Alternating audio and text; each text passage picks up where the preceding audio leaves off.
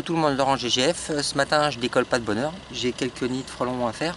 Mais voilà, le premier il doit être un peu plus de, apparemment à 30 mètres de haut, d'après le client. Et hier j'ai fait des extractions de miel, j'ai posé 2 cadres pour que ce matin les abeilles puissent les curer un petit peu, gentiment parce que voilà. Et actuellement là je suis en train de regarder une ruche et j'ai un frelon asiatique qui essaye de rentrer voir les abeilles. Regardez, hop, ah, ça, il vient de sortir. Mais alors je vais vous faire voir ceux qui sont il est 9h, ouais 9h30 à peu près hein. Vous voyez, dès le départ, hop, ils sont là. Ils sont où? Ça y est, je les ai perdus. Voilà, c'était un peu plus bas.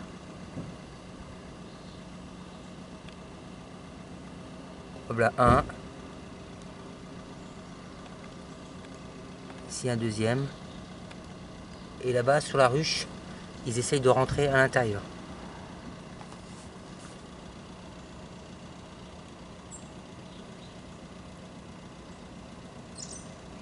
Il y a un troisième qui tourne là. Il y en a quelques-uns qui tournent déjà autour des ruches. Et on est au mois de décembre. Ah, on voit un troisième qui est derrière, vous voyez, juste là.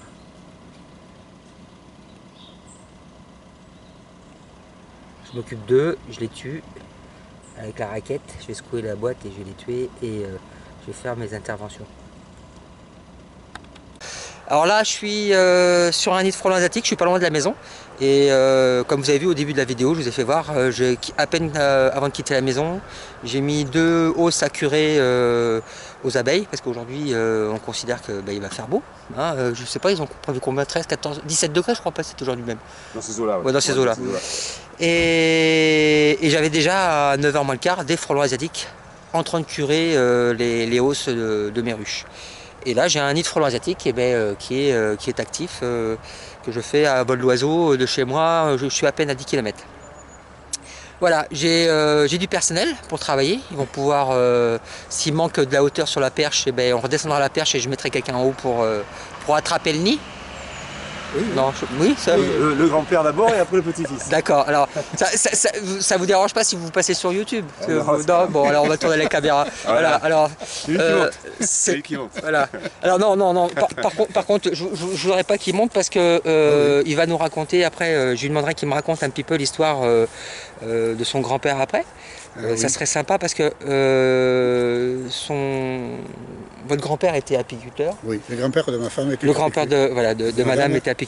Et il va me raconter un petit peu une anecdote de ce qu'il faisait quand il faisait du miel sur le bassin d'Arcachon avec ses ruches. Quoi, voilà. Et il nous racontera ça après. Je fais le nid et déjà vous verrez qu'est-ce qu'il fait avec les hausses. C'est dommage, mais bon, c'est comme ça. Et voilà, je vous garde le meilleur pour la fin, pour la petite histoire qui racontera une histoire de la vie du bassin d'Arcachon. A tout de suite. Je vous fais voir le nid. Oui, parce que j'ai pas eu besoin de lui, c'est le plus cet aperçu qu'il y avait. Bon, alors j'ai retourné la caméra, mais ils peuvent parler en même temps, c'est pas dérangeant. Les internautes ils sauront que voilà, il y a du mouvement en même temps sur les nids. Alors comme certaines personnes me demandent, ah, je m'excuse, j'ai les mains dessus.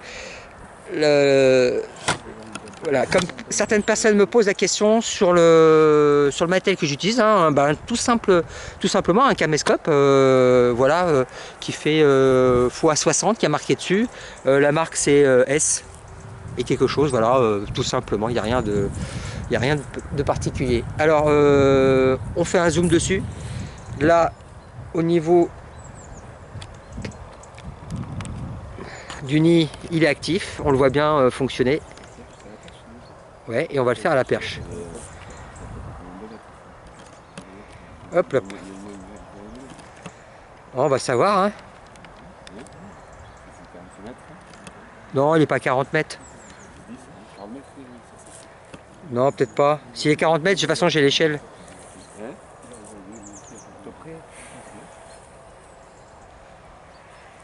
Alors vous voyez, j'ai rapproché le caméscope et on ne voit pas grand chose sortir et rentrer, et il y a quelques minutes on a envoyé rentrer sortir. Bon ça ne veut pas dire qu'il n'y a personne à l'intérieur, et puis ça m'étonnerait que ceux-là ils font 10 bornes pour aller dans mes ruches. Je pense qu'ils sont plutôt sur de la Boostify, pas loin dans le secteur. Je monte la perche et je vous ferai voir comment j'ai fait le travail. A tout de suite. Bon, ben voilà, un nid de décembre. Pour vous faire voir un petit peu le travail que j'ai fait, je vais reprendre le caméscope. Et je vais reprendre à la main. Vous voyez, le nid est là. Hop, hop, hop, hop. De quoi? La visière, je vais mettre la visière sur le nez, quoi. Il ne me coupera pas le nez. Donc, j'ai failli vous faire venir pour la cheminée aussi. Dedans, ouais. Ah ben oui, oui, mais c'est du frelon européen qui vient de la cheminée.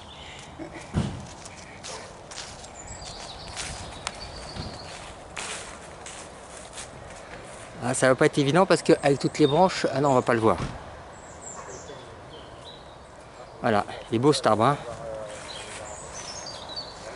Allez, voilà, encore un nid de frelon asiatique détruit. Et là, je repars sur un autre deuxième nid.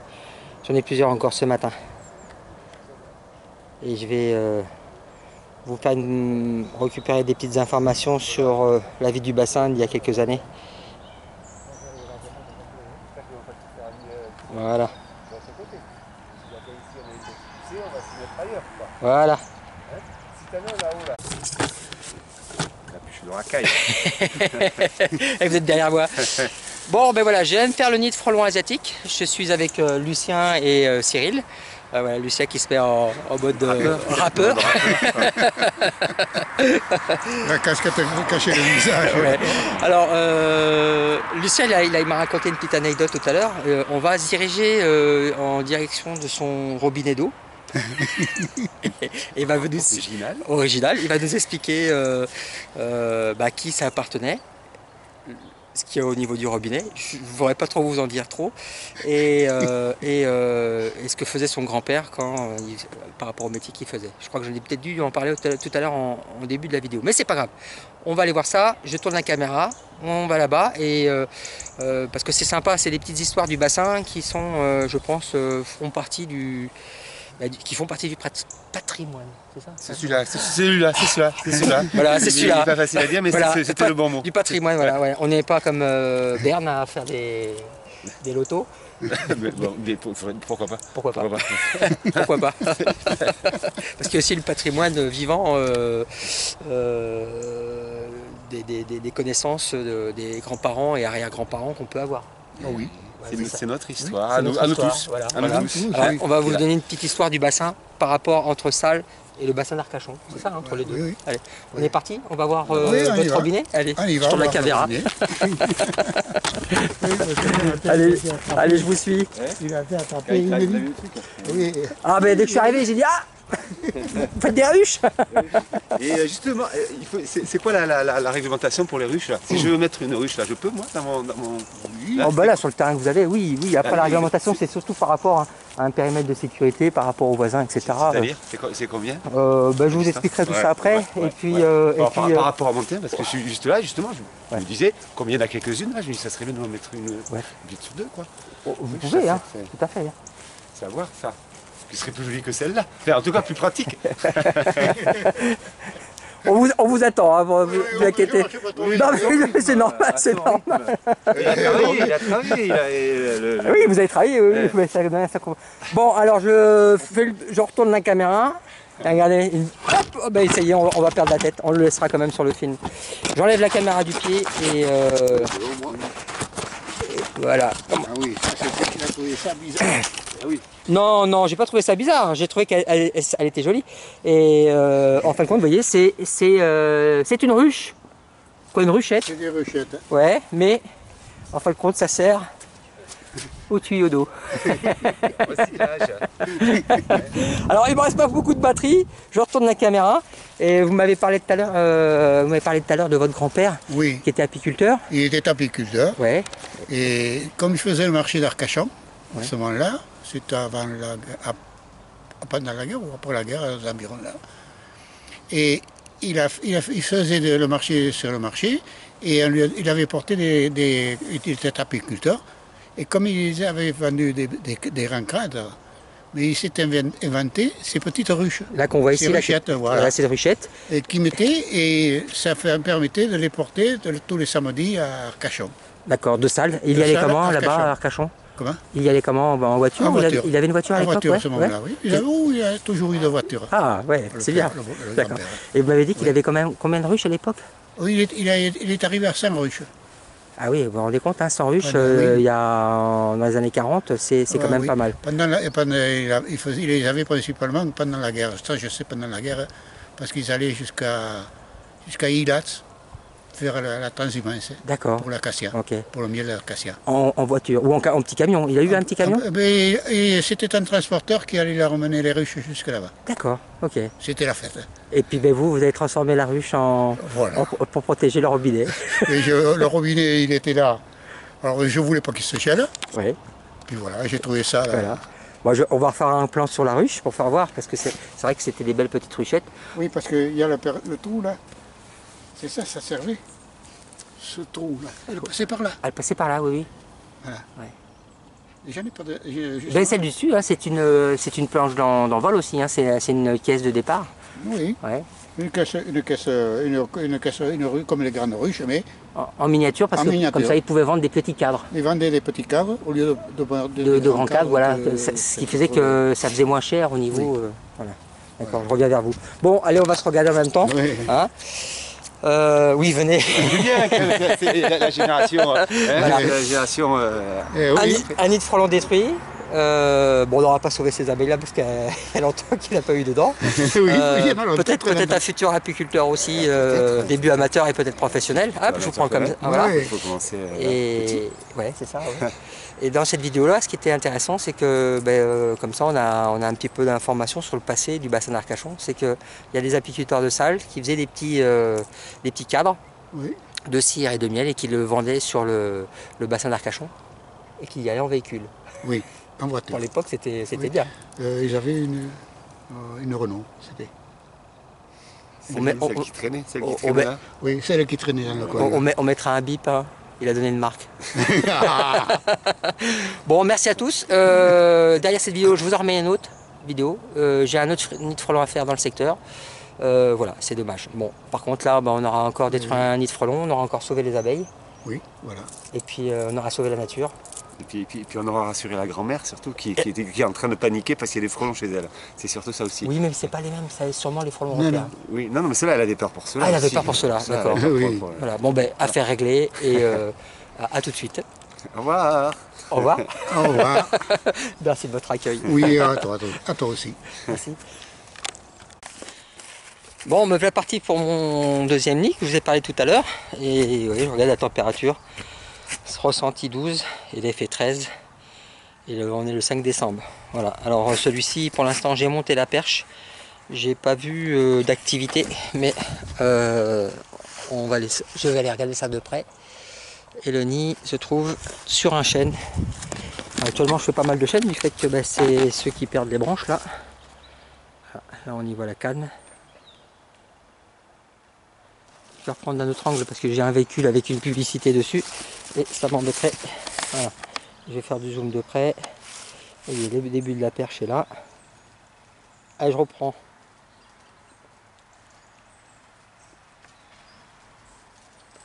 Le chêne.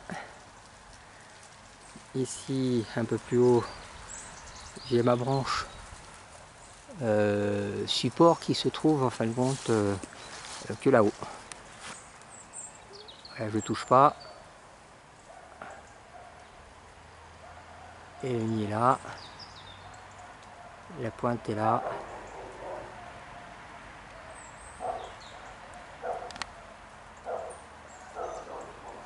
Là non plus on ne touche pas. Hein. Si je me décale, vous voyez. Et zoom, on descend.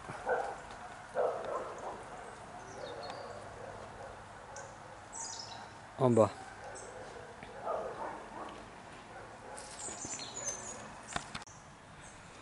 Voilà, mon nid vu d'un peu plus près. Malheureusement, c'est le meilleur angle que j'ai. De côté, les feuilles me gênent. Ah, je viens d'en voir un passer sur le côté. Il y a de l'activité, un deuxième. Ah, vous voyez, ils sont du côté droit. Ça rentre et ça sort, là, juste là. Voilà, hop, hop. Et là, elles ont un beau soleil, hein. Je pourrais presque être en t-shirt. Allez, on va lui mettre une petite pétée.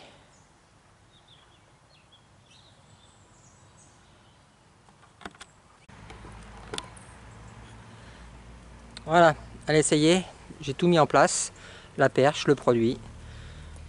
J'ai plus qu'à prendre la poignée et le piquer. C'est parti!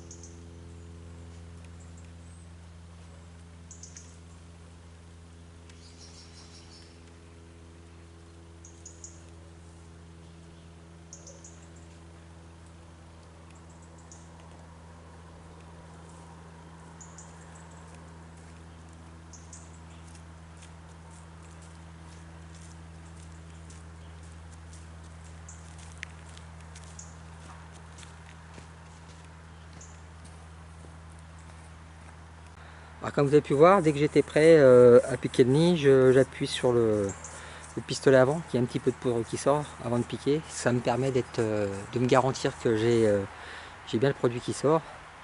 Et voilà, de rentrer comme il faut en même temps. Et je le sens de toute façon. Après, dans le tuyau, on sent le dégazage du produit. Allez, zoom de près.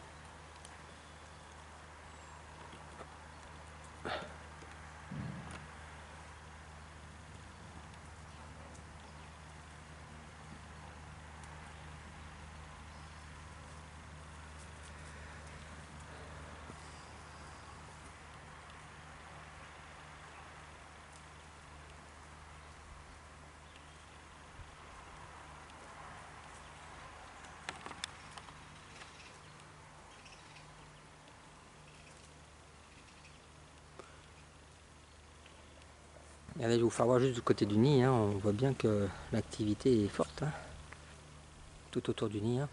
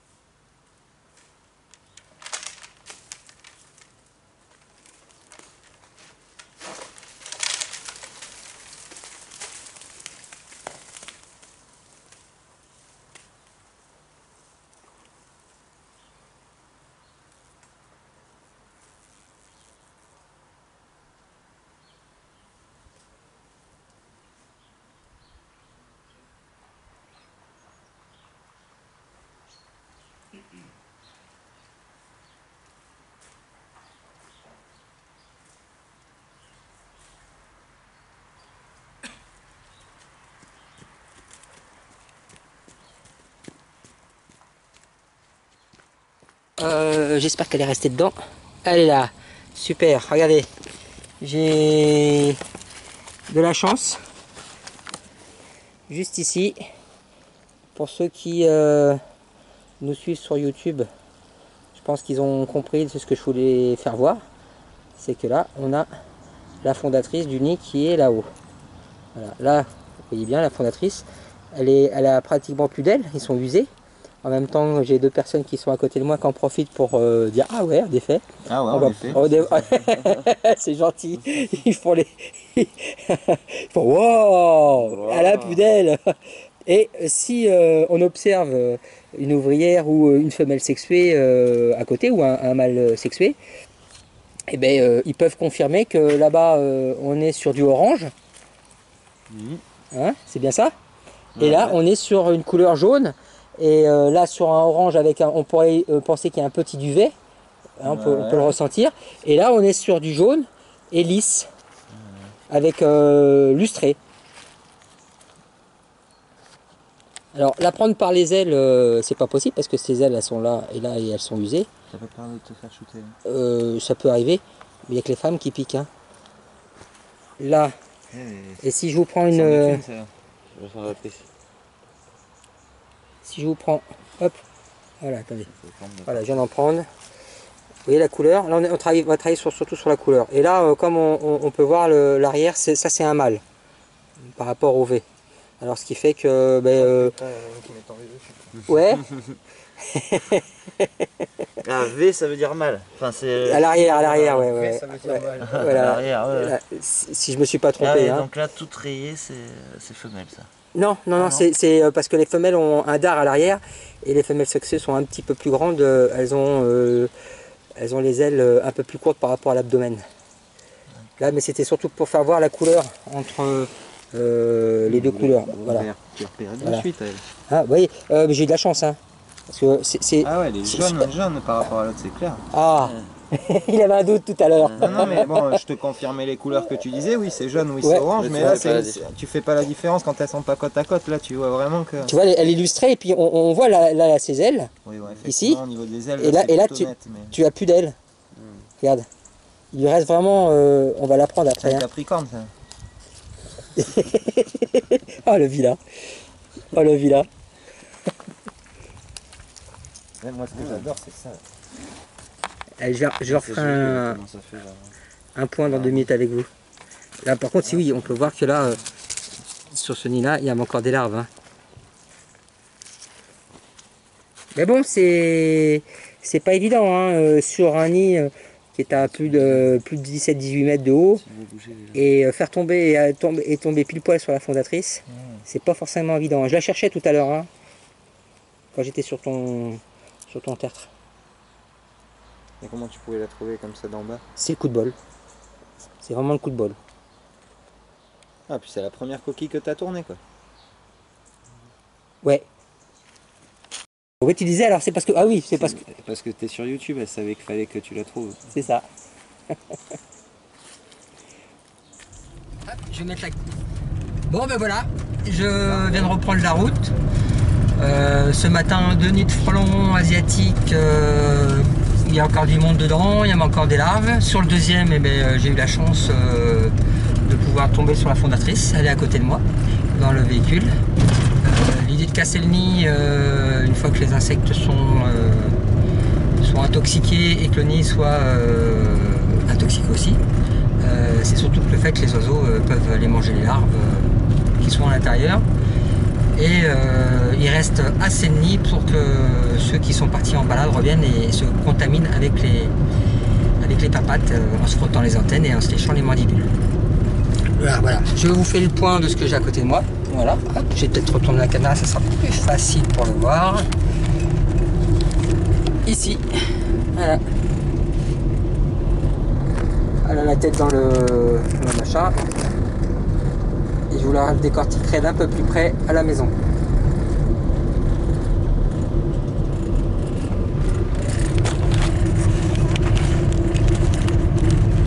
Et oui, parce que là, ça va être l'heure de rentrer à la maison, de manger un petit casse-croûte et de repartir. Bon, en espérant que j'aurai le temps de recharger la caméra, parce que je suis parti ce matin, j'étais déjà en batterie faible. C'est parti.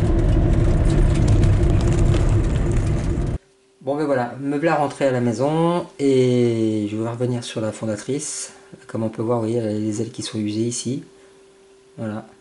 Et ce qu'il faut penser, c'est que, en fin de compte, son nid qui est en dessous là, qu'elle a commencé à bâtir et que ses filles a continué à bâtir, et bien en fin de compte, c'est son nid, c'est devenu son tombeau.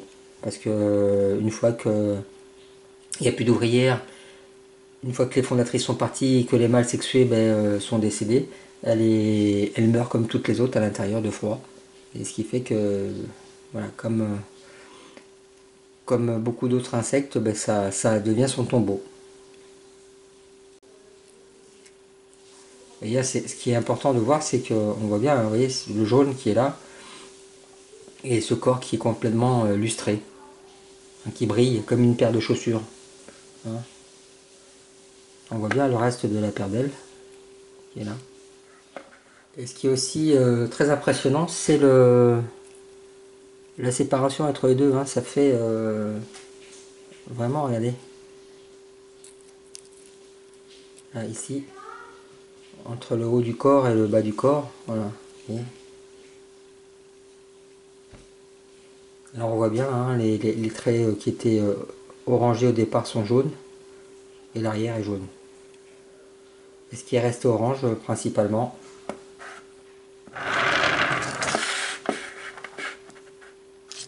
c'est la tête. Alors voilà, ce qu'il faut penser sur le frelon asiatique, qui est une arme redoutable vis-à-vis des abeilles, c'est que ils sont équipés normalement de 2 ailes de chaque côté, ce qui leur permet de faire d'être stabilisés devant les ruches, et leur mandibule, et surtout aussi les crochets qui sont aux pattes, qui permettent rapidement d'accrocher une abeille. Voilà. Il faut avoir un petit peu de très près.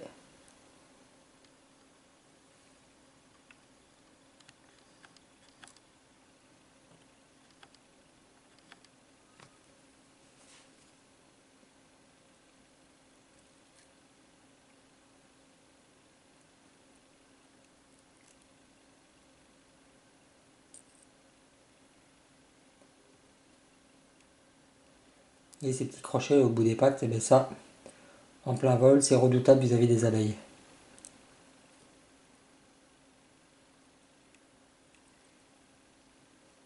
Ou d'autres insectes. Hein.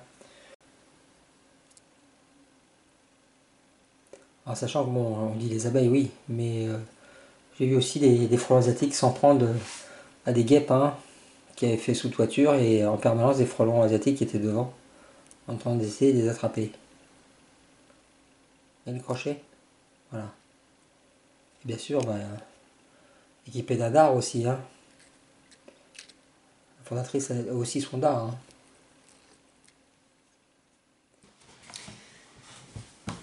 Bon ben voilà, on passe de la fondatrice asiatique vue de près à moi, directement. J'espère que cette vidéo vous aura plu et je vous dis à bientôt pour d'autres nids de frelons asiatiques. Et puis voilà. À bientôt à tous, merci à vous. Au revoir. Laurent, Giron Guêpe Frelon à la mignonne de salle.